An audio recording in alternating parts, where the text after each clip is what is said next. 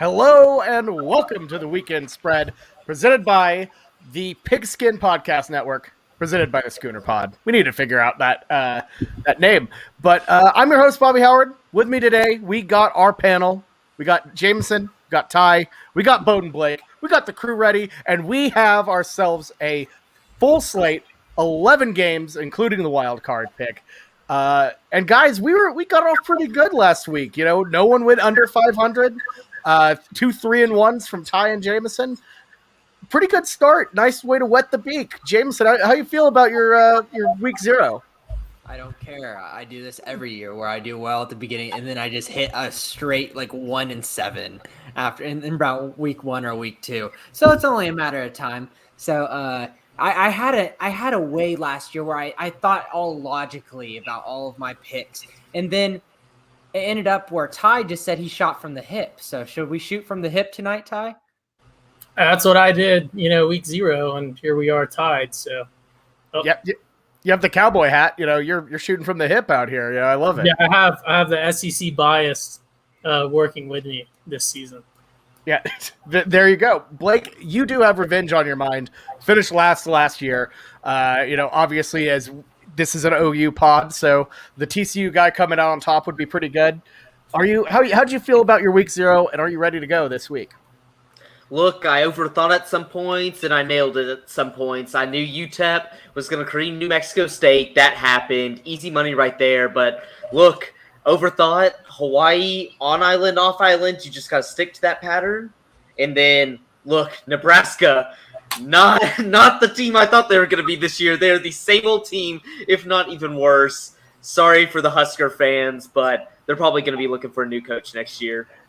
Nebraska is so bad, and I feel like I nailed that one so well that I forgot about how badly I botched the other 2 games.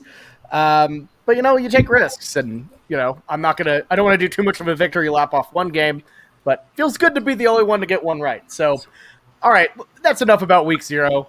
Let's talk about week 1 and our first game of the week. Penn State at Wisconsin. The Badgers are favored by 5.5. This is Big Nude. I believe this is Big Nude Saturday. So look for that on Fox. Penn State, rough year.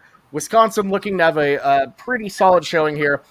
Jamison, who do you got between the Huskers and the Nittany Lions here? Yeah, there's a lot of questions here, and we don't know what's going on.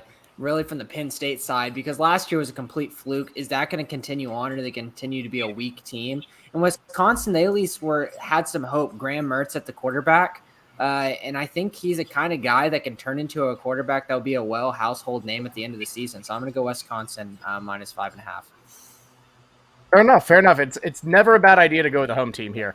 Ty, who do you got? Badgers, Nittany Lions. I think so. One, I don't really know why. I think they're cool. I've just never been able to get on the Penn State train. I've never been able to really believe in them.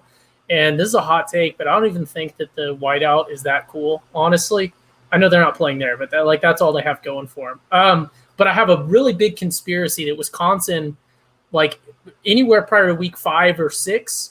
Is a really, really good. So, Wisconsin always does this good run in the first month and a half and then just embarrasses themselves.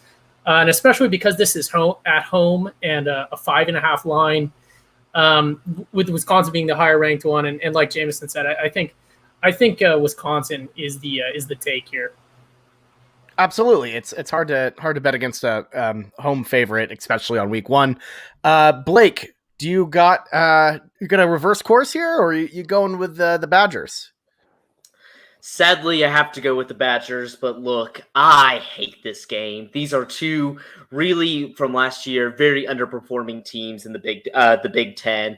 If you look at Penn State, Sean Clifford, talk about a guy that fell from grace. In 2019, he was 23 touchdowns, 7 interceptions, and then last year, shortened schedule, threw 9 INTs, led the entire Big Ten, and I just don't trust that he's going to come back to form whatsoever. And if you look at Penn State's defense, they're only coming back with one starter in that front seven. So there's a lot of instability with that defense. I don't really trust the offense, but on the flip side of the coin, you got Wisconsin. And Wisconsin, Graham Mertz, like, he came out of the gates hot. We were talking about the dairy raid last year. That was the hot thing in the streets that the Badgers have finally gone away from the run game and had gone to a pass-heavy attack. And look, they just didn't do that well with it. 2020 was horrendous offensively. They were 103rd in the nation, and we really saw that. Like, after the first 2 weeks, they really broke down and kind of got exposed. But the one thing I kind of like in this game is 8 of 11 starters back with a really, really, really good Wisconsin defense. We're talking defense, kept them in games, even though their offense was just so anemic. So just because of that position, like that one side edge, I got to give it to Wisconsin at home. I just don't believe in Penn State and where they at right now, and so I just got to go with the Badgers. Yeah, I think that's fair, and my thing is Penn State is going to be much improved this year. You're not going to see another repeat of what happened last year. With that being said, though, this is a really tough draw first weekend. I think this is going to be a nail-biter, down-to-the-wire type of game. James Franklin is too good of a coach to have 2 bad years back-to-back, but this Badger team is just a little bit too good. Give me Wisconsin at home. I think it's going to be a tight cover. I would not touch this game with a 20.5-foot pole, but for the purpose of picking these games, I got to go Wisconsin for sure. So there we go. Unanimous Badgers here. Let's move on to another Big Ten matchup, because they just love putting those mid-top 25 games out there. Indiana at Iowa, number 17. The number 17 Hoosiers looking to build off of their miracle season last year, facing the Hawkeyes. Iowa's favored by 3.5, about 350. Jamison, how are you feeling about this? Do you think Indiana, has a chance to replicate their run, or do you think it's going to be Hawkeyes? I knew it. We talked before in this. We were like, we're going to snake it. We're going to let Jamison go first, and then Bobby's going to go last, and then Bobby's going to go first. And here we go. Okay. And Bobby's trying to go last again. Here's Coach. Okay, Jamison. He's tied for last right now. Okay, Jamison. You're right. Let's go back to the snake. I apologize. Blake, you're all right. You're up. Who do you got? Indiana or Iowa? Oh, no. Bobby's up. Bobby is up. Blake is not. Bobby's trying to pass the snake. He's lost in the snake. Bobby's like, oh, you got me. And look, they did the same thing. You're right. Look, I'm lost in the snake. I'm too busy out here hosting, trying to spin storylines for everyone. Let me just start with it. Iowa, I think, is going to win this one straight up. Indiana had a great season last year, but as you see with some of these one-hit wonder teams, you just can't replicate the magic that you had before. I think this game's going to be a pretty close one. Again, another rock fight. These Big Ten matchups, especially early in the season, you have to take some time to separate the wheat from the chaff, quite literally. But I think Iowa at home gets the edge here and takes home the win. All right, Blake, now you are up on the snake. Awesome. So I'm running with you, Bobby. I'm going Iowa minus 3.5. And the big kicker here is kind of like what you said, and I touched on it in our preseason gambling pod. I'm going to touch on it again. The dream season, it was an incredible run for Indiana. It was awesome to watch, but the numbers really reflect the talent of this team. They were 94th best offense in the nation, which is pitiful, and they had a decent kind of average D with 43rd.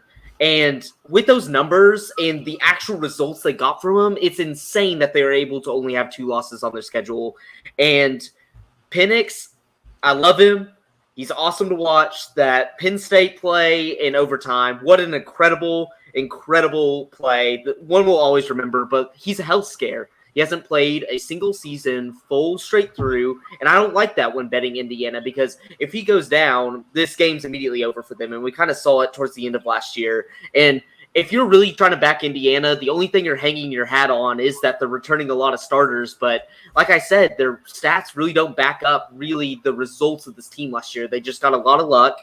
Iowa, on the other hand, a very, very good team. They don't return a lot of people. But look, there's 2 metrics that I really like about Iowa and what Kurt Ferentz has done there. If you look at their player development stats, they're first, which means they have one of the lowest recruiting ranks out of any team any given year, but they're producing the most NFL talent. And the same thing when it comes to win conversion. They're having really bad classes, but yet they can develop these guys and they're getting solid seasons out of them. And I just like that when you're in a situation when you've had a lot of starters leave.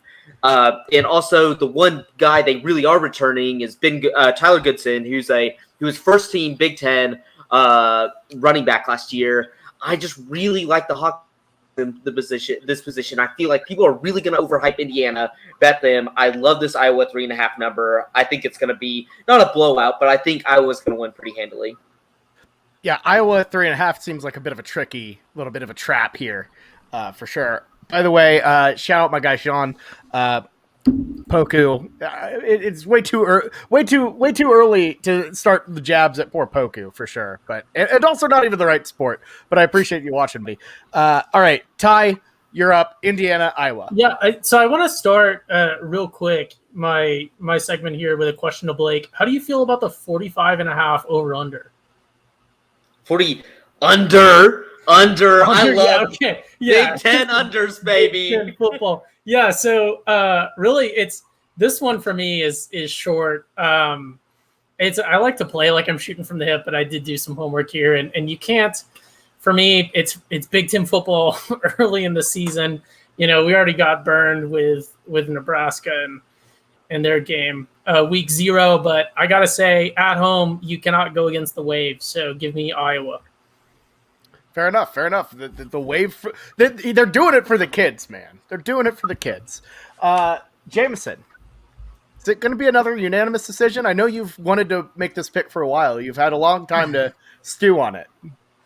I'm really struggling with this one because, yes, all signs point to Iowa, but like Blake said, they have a lot of guys that aren't returning.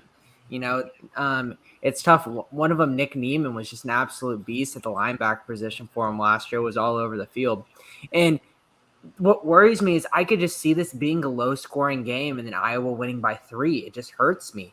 The line has shifted a little bit since we last looked at it to Iowa -3, and I understand that's a lot of people going after Indiana because they know them better, and Iowa didn't get a lot of fame last year. But I'm tempted. I think I'm going to go against the grain just for the content. I'm going to go Indiana plus 3.5. I understand Iowa's a better team, but I think I just like the number 3 better. I just think it's going to be a close game. Jamison using that snake to his advantage. I'm just saying. No, I was going to pick that from the beginning. Give me the front end right here. Fair enough. Let's feature that front end. Let's give you that front end right now. Moving on to a bit of a better game and our favorite conference in the world, the SEC. Never had any doubts about the SEC. Never ever complained about them. Number 1, Alabama, Miami. Bama's favored by 19. This game is being played at basically Alabama's second home in Mercedes-Benz Stadium. They have never lost in that stadium. Won a national championship there as well. Yeah, so this is a situation where the Canes have been this line has shifted from about 18 to 18.5 to 19. So it's a tall number to cover, but Jamison, do you think the Hurricanes can do it? No. Here's my problem with it. Derek King is getting a lot of hype just because he does that every offseason. But let's not forget this man tore his ACL and he's not a year out from it. He's under that year mark, and that's how you kind of gauge things. And I'm just not ready to go into that. If he's out there not playing to the best of his ability as a mobile quarterback, no matter how confident he is, Alabama's defense is not going to be a pleasant, time for him for his first game back. Also, people are talking big about the Charleston Rambo connection, them to, be one of the best quarterback wide receiver combos in college football. I'm not buying that either. I think Bryce Young is a very, very talented quarterback. We'll have some hiccups, but Derek King will have more. I'm going to go Alabama -19. Yeah, fair enough. Ty, who do you got? This is one of the games I'm most excited to see because I expect it not to be a close game at all. I have to give this is just Derek King is such a crazy story to me because of some of the longevity that we've seen in some college players. Most people probably remember this, but there might be 1 or 2 listeners or viewers that don't remember this. Derek King was the quarterback with Tom Herman at Houston that upset OU in 2016, which is just absurd to think about, how long ago that was in the football timeline. That was before Tom Herman was even hired at Texas. He's not fired, and I don't even know where. But yeah, it's just crazy. I don't think he's that good of a quarterback, though, and he talked a lot of crap about Alabama. And he said not only that they were going to beat Bama, but that they were going to like embarrass them or something ridiculous, like blow them out or something. That's absurd. Give me that. Miami's not on that level. You're not that guy. You're not that guy, pal. And Nick Saban and the Crimson Tide are. This is an easy. I know it's almost 20 points. If this was a 35-point cover, give me Bama easy. Wow, big on the Tide here. There, Blake, who do you got? Y'all are all wrong. I sit in our group text earlier this week, and on the Miami message boards, one guy called up a witch doctor and said they put a curse on Bama, and then they followed and then the U fans followed it up with the best diss track we have ever heard. And if y'all don't know what I'm talking about, just look into YouTube. Alabama diss track Miami, and it is the most awesome thing you'll see. But even without all those curses and all the diss tracks, I still like Miami in this position. Look, if you're looking at Bama, they're only returning 3 starters on their offense. They're returning a wide receiver, a left tackle, and a right guard.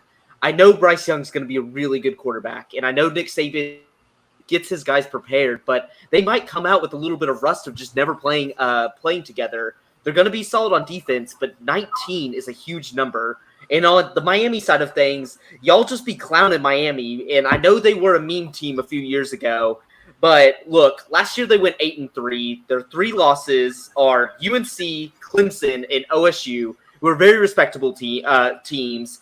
The move to Rhett Lashley from Dan Enos was by far one of their best moves. It really took away from the pro-style offense that Miami has been used to running for decades and decades and decades, finally modernized it to get to a spread attack, and it really showed. I think D'Eriq King really thrived there. Their offensive line improved. They went from, I think they were in 2019, they allowed the 4th most sacks in FBS and moved that up to about middle of the pack. So I see this team really improving. They're a team that's returning a lot of starters. Plus, this number is just way too big. I got to take the U. I love the diss track. I love the curse. It's just too many points for me. Bobby, you're muted. Oh, are we He's getting the diss currently track? trying to pull up the diss track. So this is the diss track we're talking about, right? Okay, let's take a look. Let's see what this guy has up his sleeve here.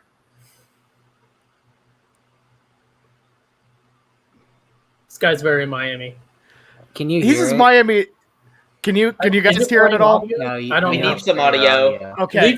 Legally, and Blake might be able to clarify. I think we actually have to commentate occasionally to play a video. How He's are you speaking. picking Miami? I can't hear anything, but I see this squeamish 140-pound guy with heat right now. Yeah, this isn't doing trying to audio rap. at all. This is I not want to hard. say, while Bobby's trying to figure out technical difficulties, I don't disagree with Blake at all about Miami. I'm going to be picking them more this season. They're probably going to be one of my wild cards when they're not on the slate, because I agree with everything Blake said about Miami, but this is Alabama And in folks, Atlanta. That's absurd. I gotta say this: the amount of hubris Miami is bringing to this game is the amount of hubris I had trying to make production decisions in the middle of a show. It just doesn't work, and they're just way too confident for having nothing to back it up. And that's the thing. That's how D'Eriq King works. Every time he goes into a season, you always think he's going to be better than he is, and he never is. That's the same with Charleston Rambo on a smaller level. And I know it's 19. I know that's a lot of points, but you just got to trust Alabama to pour it on.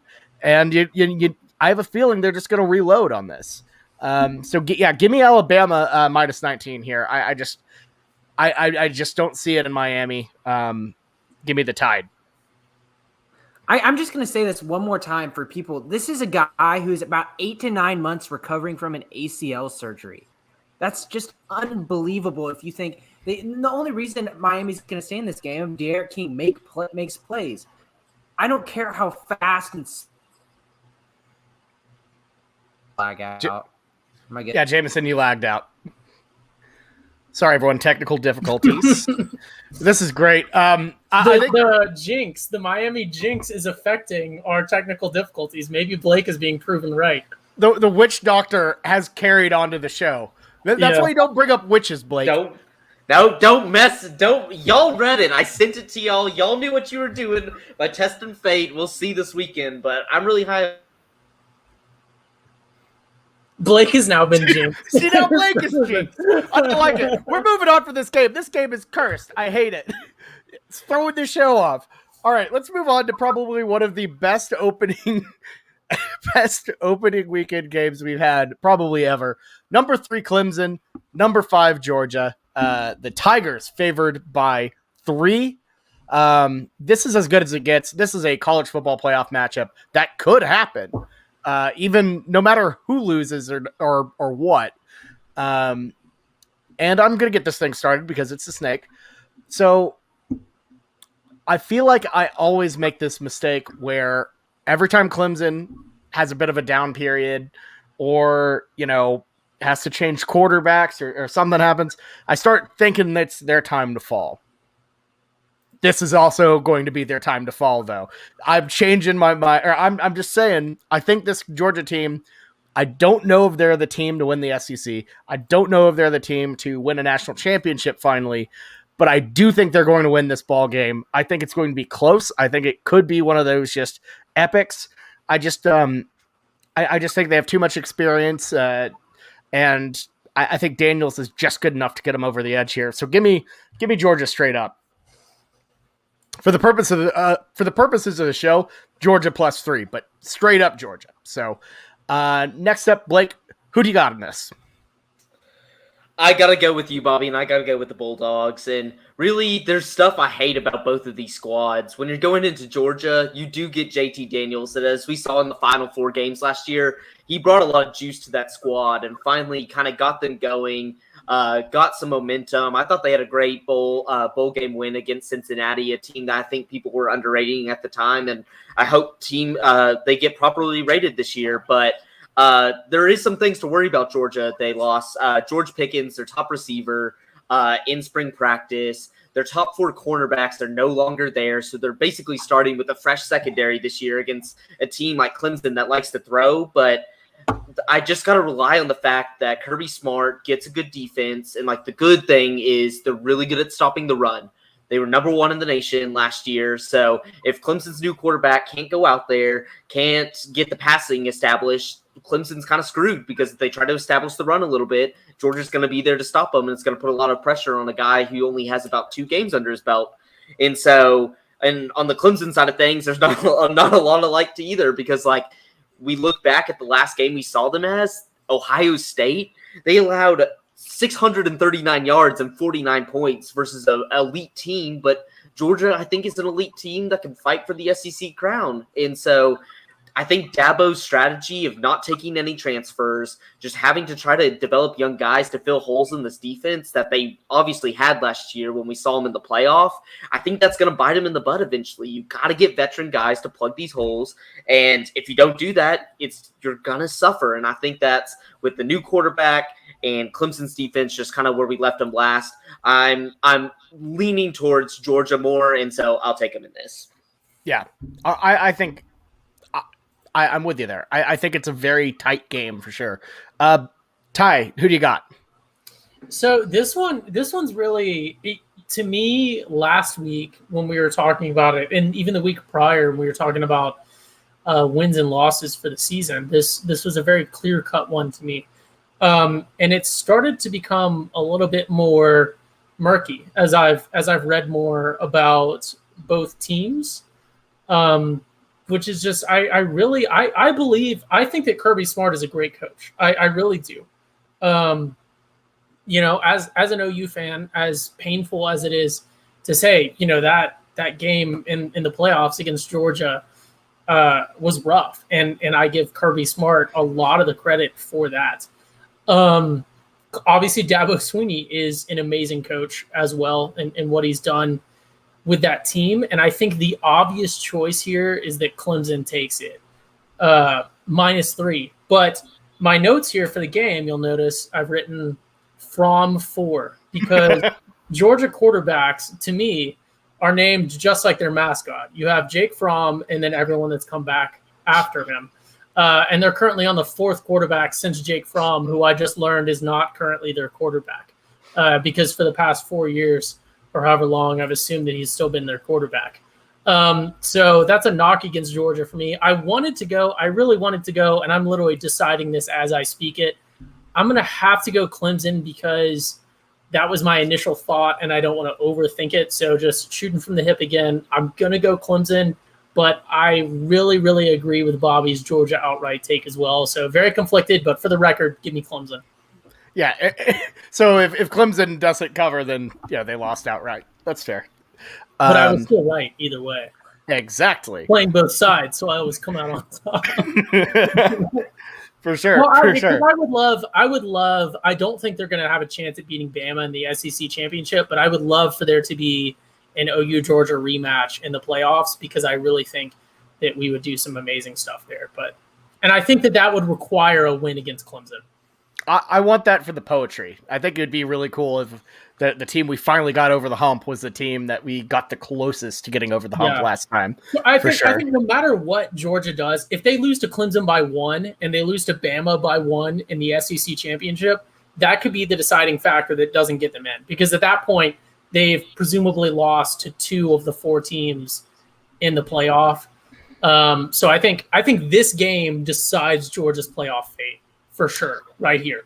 Because I don't think they have a chance at beating Bama. And I think this game, week 1, decides whether or not Georgia's going to go to the playoff, no matter what they do the rest of the season. I wouldn't go that far because I think we've seen 2 lost teams make the playoff in the SEC. But those are 2 lost teams that haven't played 2 teams also in the play. Because if you're assuming a Clemson, Oklahoma playoff scenario, Georgia's lost to 2 of those teams already, and I could see there being a very big, point of debate in the committee where you're looking at, Ohio State's a bigger market anyways. Who knows what their record is in this hypothetical, but I really don't. I can see 2 lost teams in the playoff, obviously not crazy, but a team that's already lost to 2 teams that are presumably going to be in the playoff. And I got my fingers crossed for UNC as well, but I don't think that that's very probable at all with a 4-team playoff. It would have to be lightning striking perfectly right, but we'll see. We'll see how it works. I don't think this would be a total disqualifier if Georgia lost, but we'll see how it plans. We'll obviously see how it pans out. Jamison, your take on Clemson, Georgia. Here's my thing. Well, I'm gonna hit on the Georgia in the playoffs thing. They don't play Alabama during the regular season, so it's just be SEC championship or bust for them. That's just how it's gonna be. But moving on from that, I think Blake made the point for Clemson to me, and exactly what I was gonna say. Georgia's defensive backs are gone, completely. Both cornerbacks, safety, gone. And those are high-end picks, very talented guys, and I think Justin Ross is one of the more talented wide receivers in the nation. And I think that having DJ Uiagalelei playing last year in those big-time games gave him the experience he needed to come out on game 1 and play in a big environment and step up to the challenge. He did step up to the challenge in those games, even though they didn't go his way perfectly. He was playing decently. So I like Clemson here, -3. And Justin Ross having a big-time game. Fair enough. So we got ourselves a split finally. Thank goodness. All right, moving on. Jamison, I'm pumped that you ended up on the snake to give your first opinion on this. We're moving on to the Big 12 games because we are a Big 12 podcast for sure. So we're starting out Baylor at Texas State. The Bears going down to San Marcos to play our boys Boko. Baylor favored by 14. Jamison, how tempted are you to take Texas State in the points? So tempted. And here's my problem.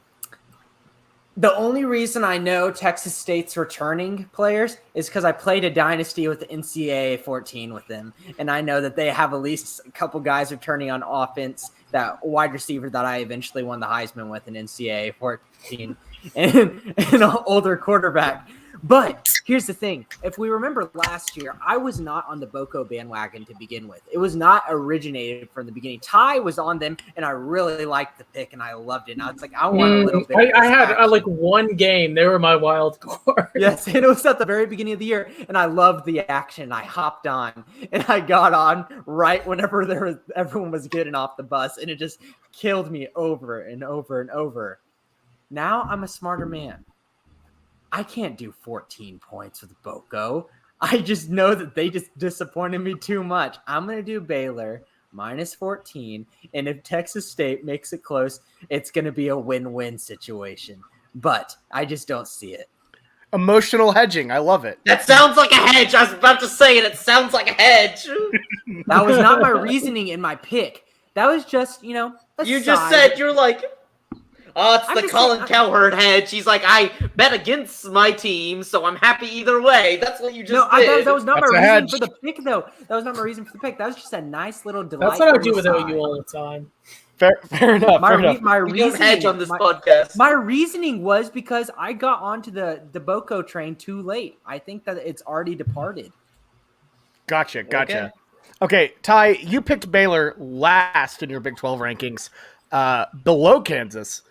Do you think they get the losing off to a hot start with a loss by the river against Boko and Texas State?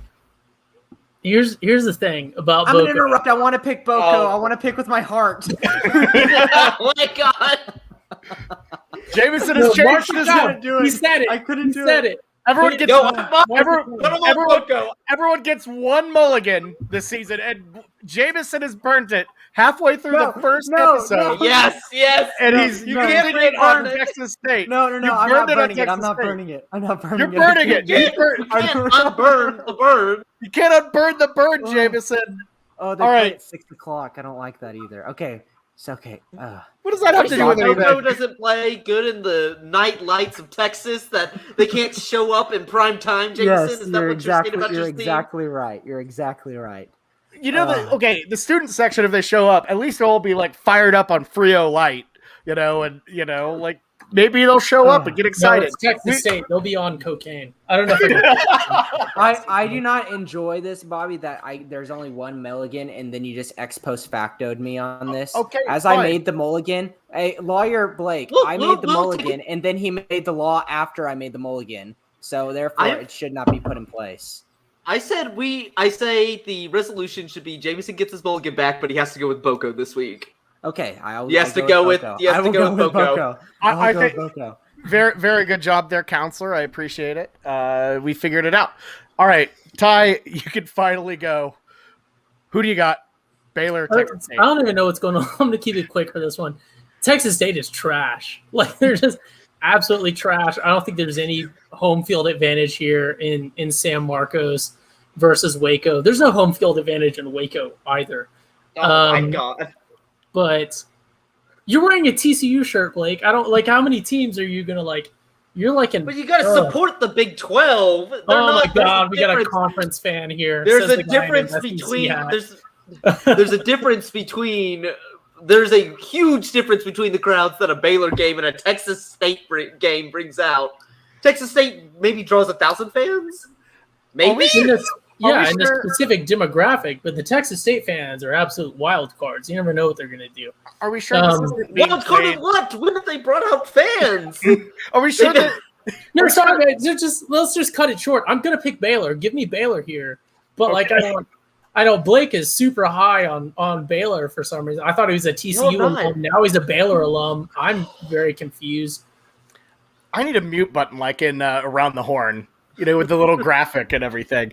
Honestly, I'm not sure that this game isn't being played in a Buc-ee's parking lot, but we'll figure that out. And the answer is definitely all of San Marcos is just a Buc-ee's parking lot, to be fair. So valid point.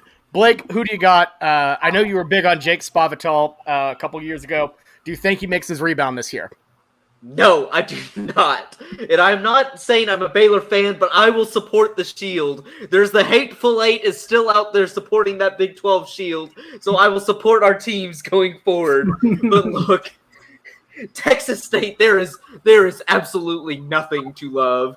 They were 125th in defense last year. They are trash, and there is not much to like about Baylor whatsoever when it comes to the offensive end, but 125th is horrible. And then the most shocking stat around Boco. Boco didn't bring in a single recruit this year. They had one transfer. They brought in one person into their program this year.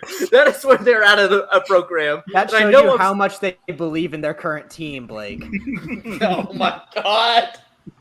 And I was tooting Jake Spavital's horn a while ago, but man, he can get the offense a little clicking, but there is no defense.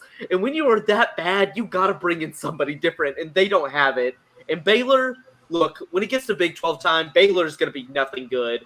And I don't think they're going to be last in the Big 12 like Ty says, but they're not going to be very good. Dave Aranda, definitely not the future. I think he's a very good coordinator, not a very good head coach. But look, when it comes to this game, Gary Bohannon got named the starter this week. This man cannot throw worth crap, but he can run. In 2019, really the only time we've ever seen him play, he only had 187 pass yards, but he had 267 rush yards. He had more rush attempts than pass attempts. So with a team that's 125th in defense, coming against a guy that's a somewhat dual threat, like he can pass well enough against a Texas State, they're not going to be able to contain a dual threat. Who are we kidding? Like, they can't stop a nosebleed. They're not going to be able to stop a fast quarterback. So I'm going with Baylor. I don't even think Texas State's, they might get a sneaky field goal, but they're not scoring this entire game. There's no way. Oh, yeah, no, I'm going to make this one quick. Baylor wins this one. I'm also very low on the Bears, but Boco is this is going to be a problem. They're not going to be great this year for sure. So Texas State, nope, Baylor minus 14. No, you said it. No, Baylor minus 14. I didn't say the line with it. Baylor minus 14. Use your mulligan if you want, Bobby. No, I will not, Jamison. I am. Shout out Travis Graham Jr., Belinda Koff winner at the end of the season. Okay, there you go. You know, making those NCAA 14 dreams into reality. Next up, we have an ACC matchup that is not an ACC matchup, but it absolutely should be. Yeah, it is. It should be Big 10 versus the Big 12 for some reason. West Virginia traveling to Maryland, and the Mountaineers are favored by 3.5. I think this line has changed. It's 2.5, I believe I have on our list. The graphic's wrong. I do not understand this. I feel like West Virginia has gotten a ton of hype. I know Maryland is not great at all, but I don't think Maryland or West Virginia is good enough to win on the road. Win as a road dog. This isn't even like a situation where they're playing this at FedEx Field. This is a true road game. So give me the Terrapins to win this one. And start the Big 12 on a rough opening week. Blake, your turn. Wrong, Bobby. Wrong. There is nothing you should like about this Maryland team whatsoever. First, they have the worst offensive coordinator, I think, in the nation, and Dan Enos. Dan Enos was the first OC at Miami with that horrible Manny Diaz year. Got fired after 1 year. Didn't even have a leash to go on for another year. This man is horrible. And if we're going to talk about their head coach Loxley, look, the man can get some talent there, but he does not know how to use it whatsoever. Their defense is horrendous. It's 85th in the nation overall. They allowed 40, this is the perfect illustration of how bad Maryland's defense is. They allowed 43 points to Northwestern last year, and with the speed that Northwestern team gives off, I don't even think they could spend 43 points if you didn't field a defense. So Maryland's doing miracles out here by being that bad on the defensive end, and I'm a little higher on West Virginia. I think West Virginia, they're a solid offensive team. I really like Neil Brown. I think he was a good hire from Troy. He's finally in year 3 where I think he has a system set up, and they lost a lot of people on the defensive end, but look, they were the 4th best defense in the nation last year. Many people don't think that just because of West Virginia. They're a very solid, average team, but Neil Brown can coach on the defensive end, and he can get some production out of the offensive side. I think Maryland's just overhyped. They have a lot of talent, don't know how to use it. Worst offensive coordinator in the nation. We're going to get to the second worst later. Give me West Virginia all the way. This is one of my favorite picks of the week. Okay, well, that's some confidence right there. All right, Ty, West Virginia, Maryland, who do you got? Yeah, so this one's rough. Blake kind of covered all the stuff that I was able to read into. So this is one of the ones that truly did come down to, just kind of a whatever. West Virginia, I'm not super high on. I know they're a chippy team, and they show out when they play Texas and when they play OU, but they're just perpetually underperforming. Maryland, really my only memories and thoughts of Maryland are obviously beating Texas. Got to bring that up. Texas lost to Maryland back-to-back. And they have just a great flag and great branding with their uniforms and everything else. I think because this is at Maryland, I really think that this is one of the games where there's not really a massive home field advantage. I've lived on the East Coast over there. It's not that hard to travel around there. So I'm going to go Maryland here personally, just because West Virginia, all they have going for them is that one song that says West Virginia. And really that's supposed to refer to Western Virginia, not actually West Virginia. They just truncated it to better fit the song. So West Virginia really has nothing going for it at all, besides Pittsburgh, which isn't even in West Virginia. So give me Maryland. Okay, there you go. Jamison, you're up. This is 2.5, correct? This is 2.5, yes. I would have still taken it at 3.5. I'm slamming West Virginia. I'm with Blake here. Maryland was miserable last year. Absolutely miserable. I don't understand what y'all are getting this Maryland. How you just see a home team and you see a team that you don't like in West Virginia. No, West Virginia is also miserable. They're aren't though. Miserable. They were a decent Big 12 team. Yeah. They had a great defense last year. Are they good? Are they good? No. But still, they have one of the Stills brothers returning, and they've got a decent defense around him. And I understand Daggy isn't some great quarterback, but he's competent enough. Maryland, do you guys remember the last game of the season for Maryland? Do you know who they lost to? No. Why would we remember that? Oh, because they lost Rutgers. to Rutgers. Was it Rutgers? Rutgers. And it was a huge game where everyone was going crazy for the Rutgers win. And I'm slamming West Virginia -2.5 here. Yeah, it's tough. Yeah, this one might be a no for us, Ty. I do not feel great about this after hearing all the stats. I don't feel great about it either, but I just you guys are too high on West Virginia. They're not. I really don't think they're that good. I know they're a team that can be good occasionally, but ever since Rogaine left, they're really been suffering. They are a solid team. They're well coached. They don't get as much talent, but they do something with it. Maryland has they got a 5-star receiver last year. Can't do crap with talent. They're really good recruiters, but not good. They don't put on a good on-field product. Yeah, they flipped Raheem Jarrett right at the end, and I thought it was they're just going to use this guy. He's going to be like a superstar all 4 years he's there. He only got 2 touchdowns last year, so I don't know what's going on there. Fair enough. Is Maryland's starting quarterback, and then we can move on, is it still Tua's brother? Yeah, it is. Okay. Yeah, it is. Yeah. There you go. So I got to say, nice little transition here. Speaking of our old pal Rogaine, back in Big 12 competition facing Texas Tech. This is a part of the Texas Bowl Classic. So not technically a Houston home game, but it is played at NRG Stadium. Us OU fans know how that can be. Tech is favored by 1 point. Jamison, the snake goes to you. Yeah, I think we talked a little about this in our Big 12 season preview. I like Texas Tech a lot, and I think a lot of us were kind of on that. Tyler Shaw, transfer from Oregon, as a guy who's been there in the big moments and has played, even though he wasn't, immaculate as a quarterback. He's shown to be there and be decent. And, so Roderick Thompson at the running back. I think Texas Tech is a good team in Houston. They have a lot of returners on defense, and they showed some good offense. I think it's going to be a really good game. But I just like the talent more on Texas Tech's end.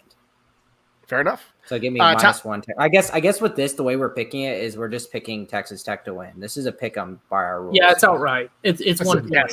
Yeah, this is basically a pick'em. Yes. Ty, who do you got? So with me, it's Texas Tech.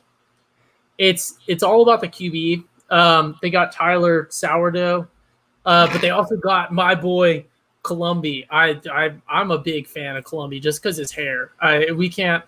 Bobby, maybe you can pull up a picture and do your magic for the viewers. For the listeners, you're gonna have to Google it yourself. But Columbi is just a perfect Texas Tech quarterback to me because he's just perpetually underperforming. He's not even the starter, and I'm talking about him just perpetually underperforming. But just doesn't even look like he should be playing college football, which is amazing.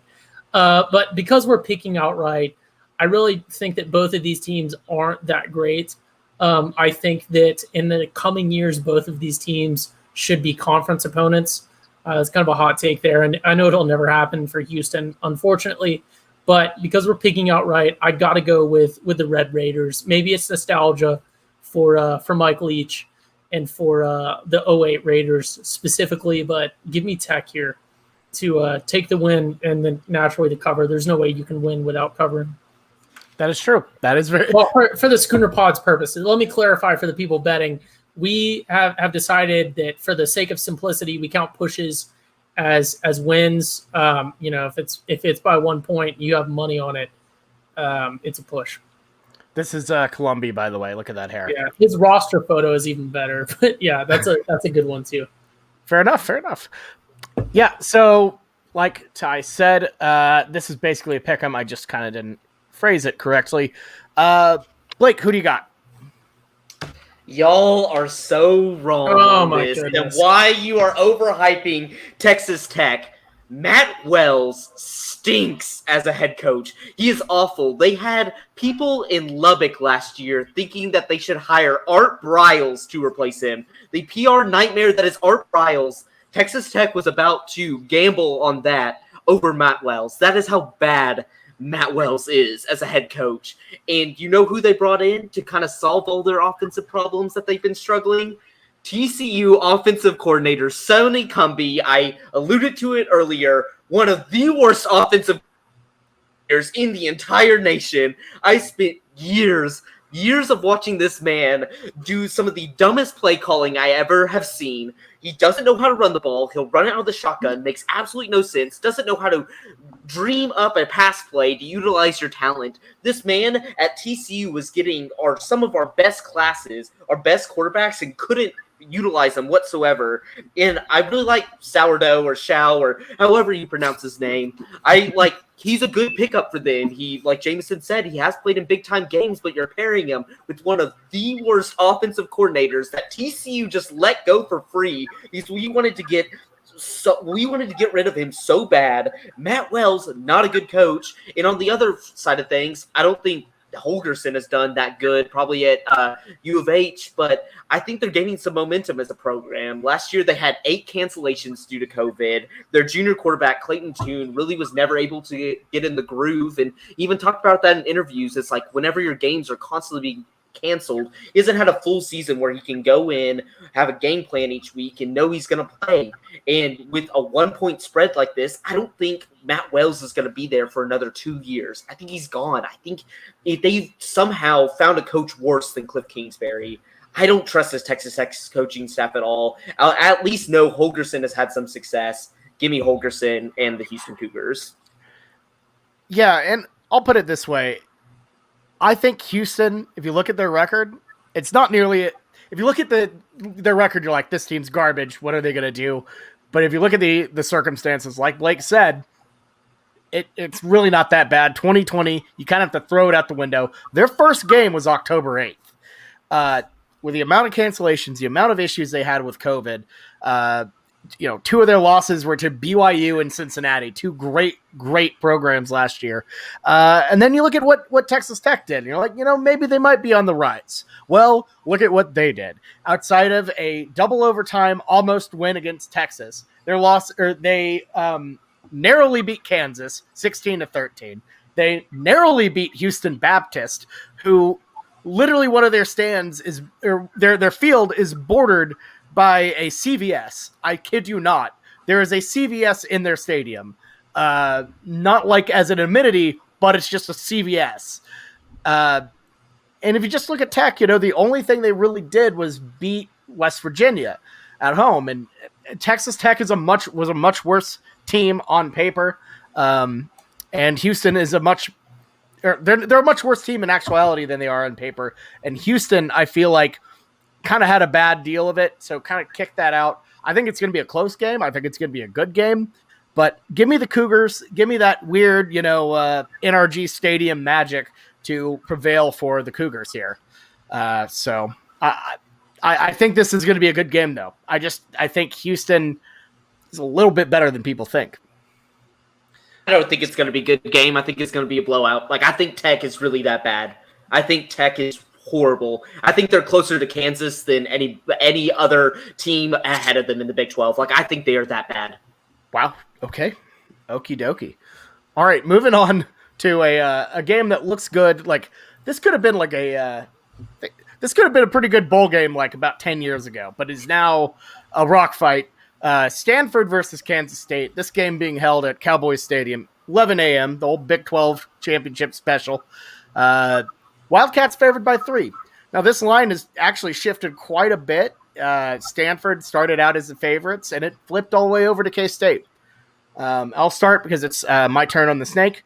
So I'm pretty high on K-State this year. I feel like they had a really rough go of it last year with losing Skylar Thompson, and just kind of never were able to recover from that. I think they are better than their record was, and it's not even a matter of staying healthy because it's game 1.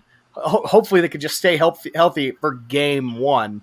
But I think Thompson and Deuce Vaughn have enough to get them by here. This Stanford team, not good. Their win total, I believe, is 4 this year, which is shockingly low for Stanford. But I think K-State's just good enough to get across here. So give me the Wildcats at -3. Blake, who do you got? I think my prediction is this is about to be another unanimous pick by all of us. There's really nothing to love about Stanford here.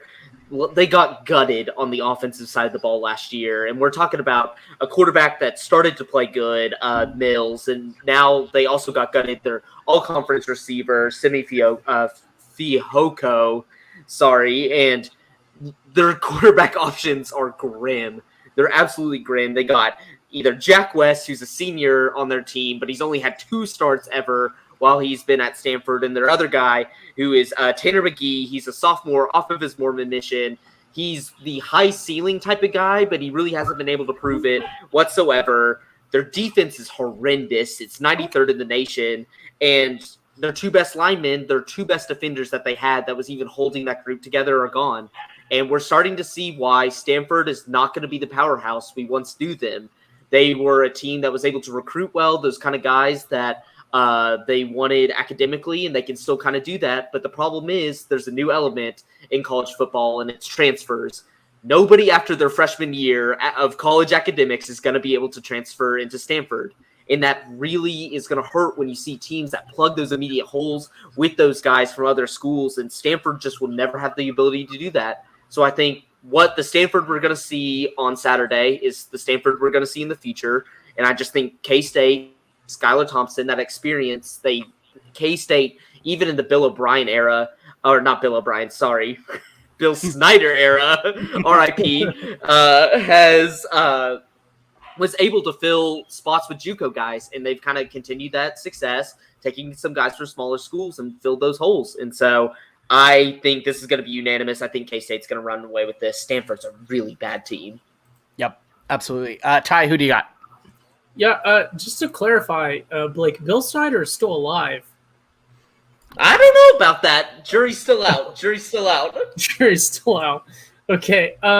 Yeah, so I concur with Blake here. First thoughts were Stanford, but I got to give K-State obviously that respect that they deserve.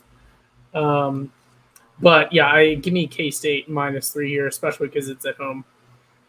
Yeah, you're picking quarterback. Skylar Thompson, Davis Mills gone. I think this was pretty easy. If you could have gotten in on this line whenever it was leaning towards Stanford, that's a great pick. K-State -3. Absolutely. Kind of had to zoom past that one because we got a tasty one to talk about, folks. I've been waiting for months to talk about this game. number 23 Louisiana at number 21 Texas. The Horns favored by 8. This line has dropped all the way down from 14. Jamison, the snake is at your end. Do you think Texas gets upset? Does the Sark era start in tragedy? Is Orange Bloods on fire at 6:00 on Saturday night? Yeah, it's, Louisiana played very well last year. Obviously, whenever they came out and beat Iowa State, people were very surprised. And then moving forward, I just really wasn't that too impressed with them. I understood they gave Coastal Carolina a good thing, but they had a couple of sloppy games at the end of the season. Hey, Blake, is their quarterback returning? Yes, Levi Lewis is back for us. Okay, so that's going to give Texas problems, and he's very talented dual threat quarterback. Has given him a lot of problems, but I know Bobby's been clamoring for this. He's going to pick them straight up. But Ty, you know what I think? Don't you dare do it! Don't you dare do it, baby. Give me Texas -8. This isn't UTEP. This isn't UTEP. It's different. All right, Ty. Are you gonna do it to me here?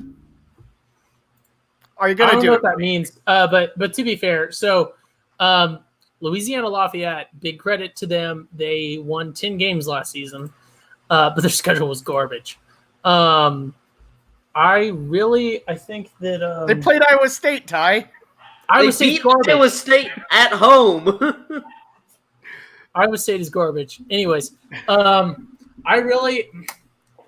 gotta go. I gotta go with the heart here. I gotta go with what I think is by far the reasonable pick. You can see by the rankings, and listeners that they can't see the rankings probably know, but Texas is ranked higher. The majority of the experts believe Texas to be a better team.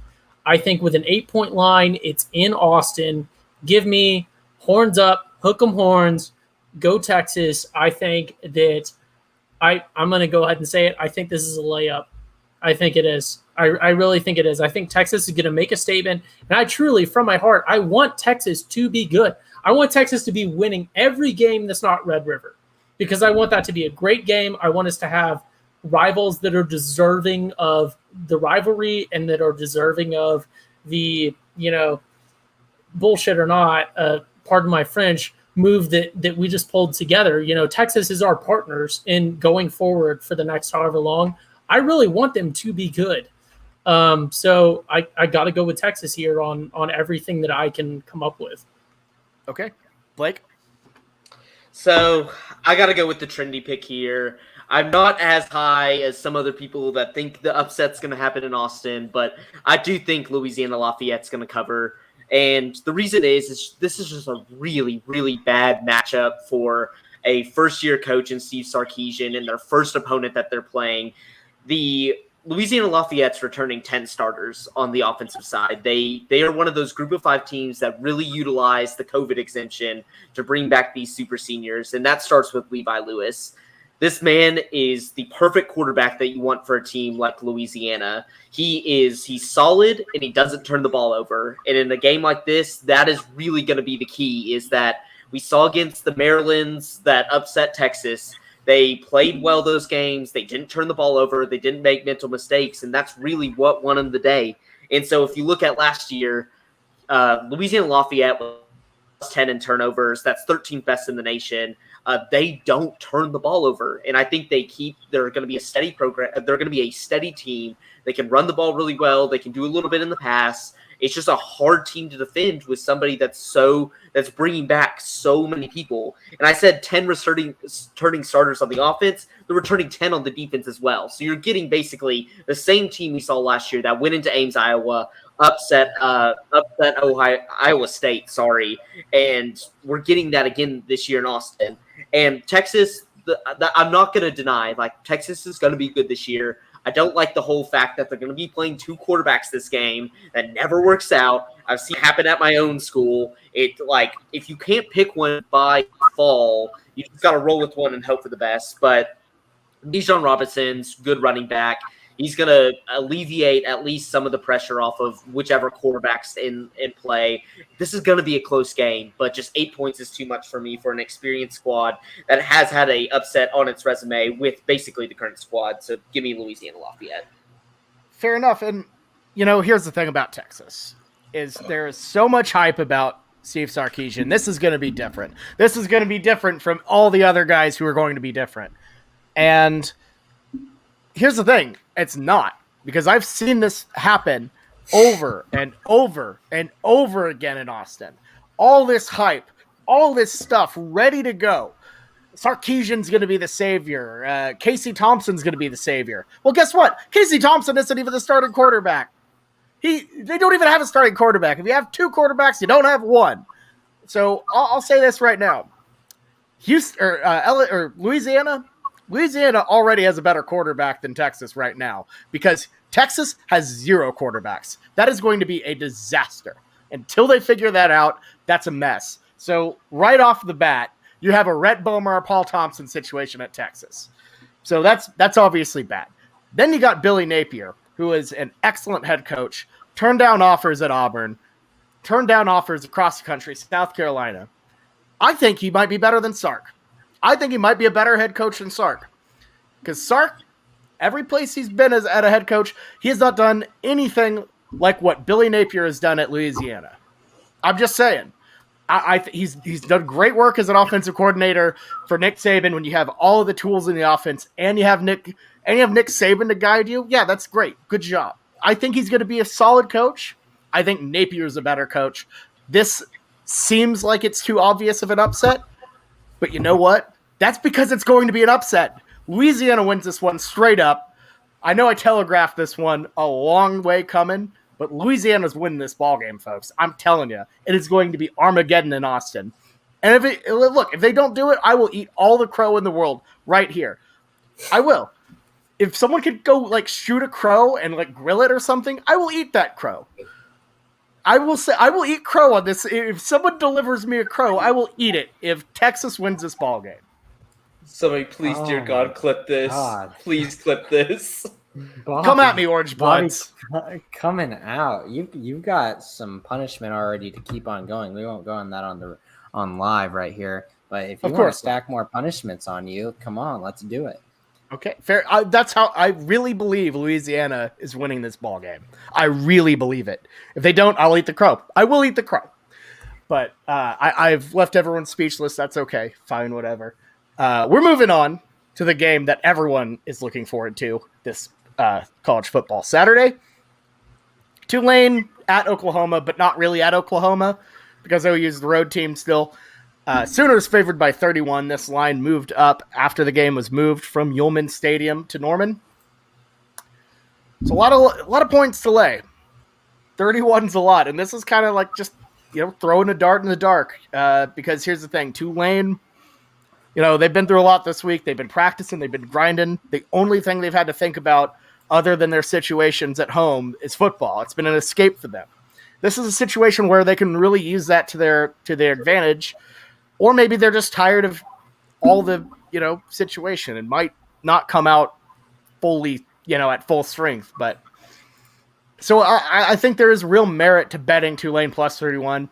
However, I think this OU team is going to come out on fire. I think they're going to really step on the gas and step on the gas to a point where I don't think there'll be a backdoor for Tulane to walk in. So give me OU minus 31, but don't bet this at all. It's a crapshoot. It is not going to be a very good bet. So I would avoid it. I'm going to go OU minus 31 for the purpose of the contest. Blake? Yeah, I'll keep this quick. The reason why I bet OU to win the national championship this year is I just think they're one of the most well-rounded teams in the nation. Great offense, great defense. I think they just make Tulane look like an FCS school at this point, and Bobby kind of touched on it, and as sad as it is, their minds are kind of in other places right now and just kind of having to deal with the struggles of not being in your home facilities and just wondering where you're going to be next. And the fact they lost 2 of their best defensive linemen last year, one who led the team in sacks and the other being named by PFF the most valuable defensive lineman it's just too much to overcome. Give me OU. I think this one, they're just going to smoke them. Yeah, fair enough. Ty, who do you got? Yeah, so this one is rough for me because it's just a ridiculous line. OU always gets these ridiculous lines. I really don't like this one. Like I said last week, I think the home field advantage for OU is accentuated because Tulane has been practicing for the past week at a couple different places, actually. Somewhere, I'm not entirely sure off my head. And then just recently, they've been practicing at Bama's facilities. So Tulane has been on the road essentially for over a week now. And, we're not even really close to the game in Norman here. So Tulane, I think, is going to be that does wear on you. I think that's going to be a big factor. Tulane, obviously, a much worse team. No disrespect to them compared to OU, but there's just 31 is hard to see because you have that sort of 28, that 4 touchdown threshold that teams really get off the gas and really don't care. And Lincoln Riley is, more or less infamous for that. We've lost a game, at least one big game, because we've stepped off the gas when we were up by less than 31. So I really don't think Lincoln Riley has it in his heart to stay on the gas. And I think that's probably the right decision because you want to, preserve players and load management, especially when it comes to the running backs, like we've talked about earlier in the week. So I hate to say it, but I kind of have to go. I think the reasonable take is to take Tulane here, plus 31. I don't think that's too unreasonable at all. 31 is a lot of points to lay for any team. And, I could definitely see Lincoln taking his foot off the gas here. Jamison, who do you got? Lincoln taking his foot off the gas is a decent argument. What's not a good argument is saying they've had a lot going on and they're going to come and show out and play for Louisiana. No, that's not what it is. It's the complete opposite. They have not been in their comfort zone and they've been all over the place, not practicing at home, being away from their loved ones whenever they should be close to their loved ones and they should be figuring out what's going on, whether that be friends or, relationships at college. So their heads are in a completely different space. And that's one thing. Maybe if you have a huge rival you're showing up to where it's a +3, -3 line. But whenever you're going up against a -3 one where not a lot of players really think that they have any chance in this in the back of their head, obviously they can get pumped up to play because that's what you have to do as athletes. But in the back of your mind, you're just going to get stomped.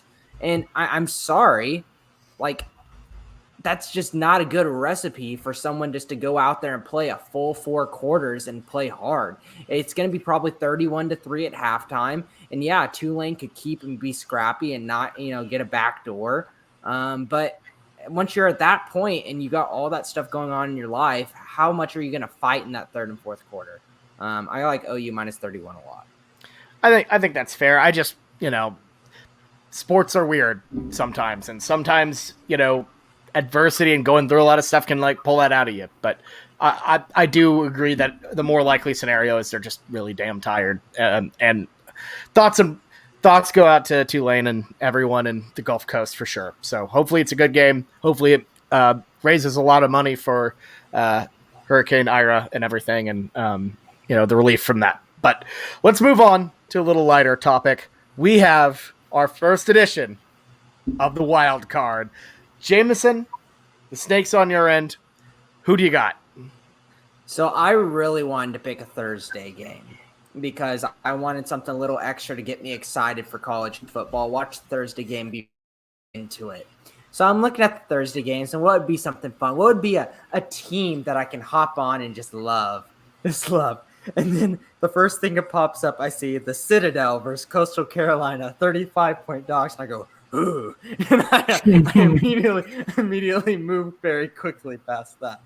And the next I see Weber State. And I'm like, no. I'm not going with Damian Lillard. And then I see Southern Utah versus Arizona State as a +45 dog. And I'm like, oh, man, all of these are nasty. I don't like any of these. And I was like, okay, well, I still got to pick a Thursday game. And so I said, you know what? I know this sucks. This isn't fun picking some bad team. But let's go against dirty Minnesota and pick Ohio State -14. Because There you Tanner go. Morgan is still there, and bald Tanner Morgan has tricked people into thinking he's a good quarterback. In actuality, all he did is just fluke it last year. So I think Ohio State and their wide receiving core is going to put up massive points where they can't keep up in Minnesota. Yes, but have you thought about the weather difference between Ohio and Minnesota? God. Oh man, I'll save my mulligan for later when I need it. that 60-degree weather is going to be a distraction. I have to roast myself sometimes. Yeah, Ty, but it had to be a Thursday game for me. Ty, you're up next. Yeah, so this one, I really had to go. So I was kind of scanning Sports Illustrated specifically when I was doing my homework, and one really stood out to me. It was the only game that for some reason, and I just double checked, even to now, if you go to the SI website under their gambling subsection, they still have not picked a favorite. It's a total draw to them, and it's one that's sort of topical to me, and shout out to the hat. And that game is Mississippi State versus Louisiana Tech. Mississippi State, coached by Mike Leach, obviously, is favored currently by 23.5 points.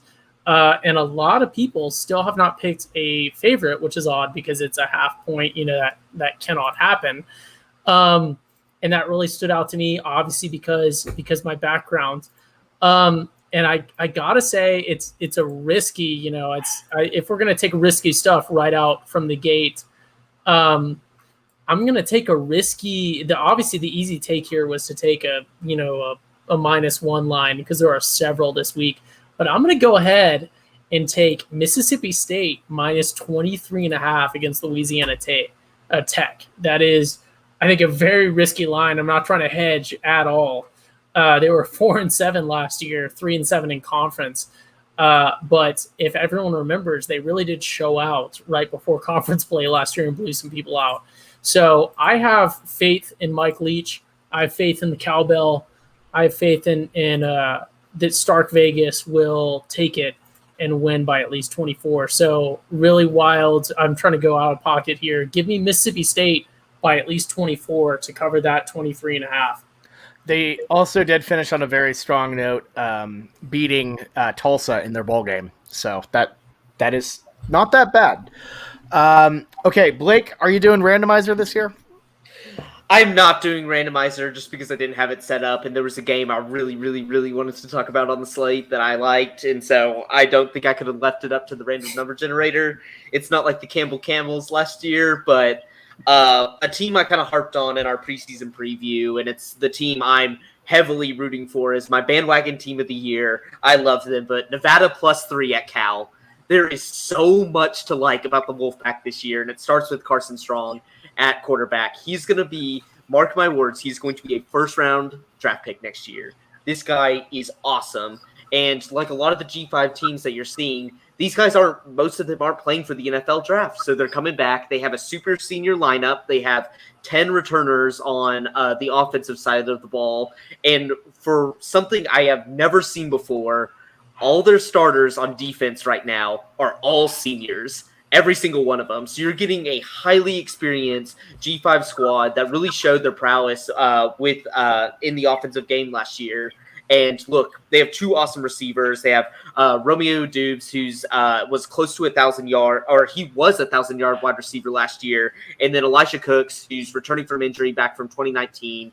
He's coming back. He was close to 1,000-yard receiver. This is going to be a high-powered G5 offense that we're really going to be hearing about this year. And my pick easily to win the Mountain West this year. And look, if you're looking on the other side of the ball with Cal, if you watched the Cheez-It Bowl a few years ago, Cal looks just about identical to what we saw in the Cheez-It Bowl. This team is really good defensively, but is absolutely horrendous on the offensive side of the ball. They were 38th in defense last year, which is that's solid, like good P5, like you're like towards the top of the P5. 114th in offense. This is a Pac-12 team. This is a P5 team that's 114th in offense, and their whole hype machine is they're returning the same starting quarterback. But look, if you can't with that starting quarterback get into the hundreds as a P5 school, I can't trust Cal this year. TCU plays Cal in 2 weeks. I think the Horned Frogs are going to smash them in Fort Worth. This is going to really hurt our strength of schedule because I think Nevada just routes them in Berkeley. Really going to put the Mountain West on the map this year. So give me Nevada +3. I like it. I like that pick a lot. Okay, my turn. And I'm not going to lie, I was almost completely heartbroken. My heart almost fell out of my stomach because Jamison started talking about Thursday games and games he liked. And I thought he was going to try to snag my pick from me, but he didn't. And I hope I don't know if he changed his mind out of the bottom of his heart or what, but I am going back to the well. I know people are taking risks. I know people are going out there. I'm going with Appalachian State -10 against Eastern Carolina. This is the Duke's Mayo Bowl Classic. So that's always a plus for, the Mountaineers. So I'm just saying that line is pretty good for a Eastern Carolina team that was really, really not great last year. 3-6. Granted, it was in the American, but I think Yosef is good enough to win by at least 2 touchdowns on this one. So give me App State -2. Or sorry, two scores, -10. Yeah, it's been a long pod, folks. All right, so we got App, Nevada, Mississippi State, Ohio State. I like it. Well, guys, this has been a very good pod, very long pod. So thank you all for watching through all of our slate. I cannot wait to watch some college football. I'm fired up. And yeah, I can't wait to get this season started. And always got to give a shout out to our guys at the Pigskin Podcast Network for helping us put this on. Got a lot of great stuff. We officially launched today. So looking forward to that. Got a lot of cool stuff down the pipe. So final thoughts. We'll snake back around. Blake, what do you have to say? This is one of the best week 1 slates we've seen in a while, and probably one of the best weeks of the year that we're going to see when it comes to some of these out-of-conference games. I'm super excited. It's one of those slates that really has you captivated Thursday through Monday this week. So enjoy it. College football is back. We got a little taste of it, but we'll have plenty to come this season. For sure. Ty, final thoughts. I just want to, say in postscript to all of our picks, I'm not trying to make excuses, but you never really know until about a month in. We never really know until we get into season play. So I want to say I think we're all kind of shooting from the hip here, but I'm very excited for this tremendous week 1 slate. It's a great slate if you're a fan of college football. And if you're a gambler, we've got some better than normal week 1 lines this year outside of the OU game. So great time to be a college football fan. Definitely. Jamison, final thoughts. Yeah, I guess I'll kind of go away from the picks and just on OU's standpoint. I understand there's been some things circulating about Theo Weiss and his possible lower extremity injury. I don't know how quickly we'll hear about what actually is going on there. But if you're all worried, wide receiver is the one position at OU that they could take it. And Theo Weiss, could be a guy that could be big this year, but also it opens up to where a guy like Mario Williams could come in, a guy like Mike Woods could come in and just be big time. So I don't think it's going to be too much of a hit for us moving forward. So don't worry, OU fans. Yeah, I agree on that. That's the position we're deepest at, I would say, overall. So I wouldn't be too worried just yet, but it is a loss. And this team just feels snake bit, but no matter what. We don't even know. There's like some people thinking that it could be a foot. Some people saying it's a knee. We have no idea because they don't release injuries that well. We'll probably know within the next day or whenever it's released. There will probably be some insider on a paid site. But hopefully it's optimistic. Agreed.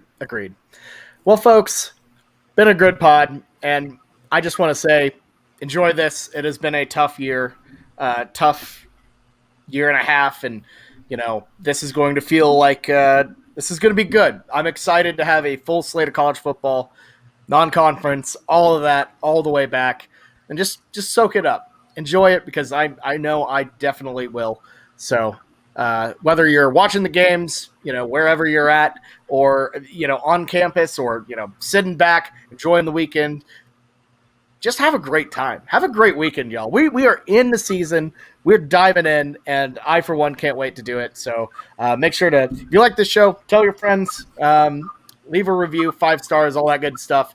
And we will see you next week when we are recapping the OU Tulane game. So for me, Jamison, Ty, and Boatin Blake, this has been the Weekend Spread presented by the Schooner Pod. We'll catch you next time. Have a good one. And good luck out there.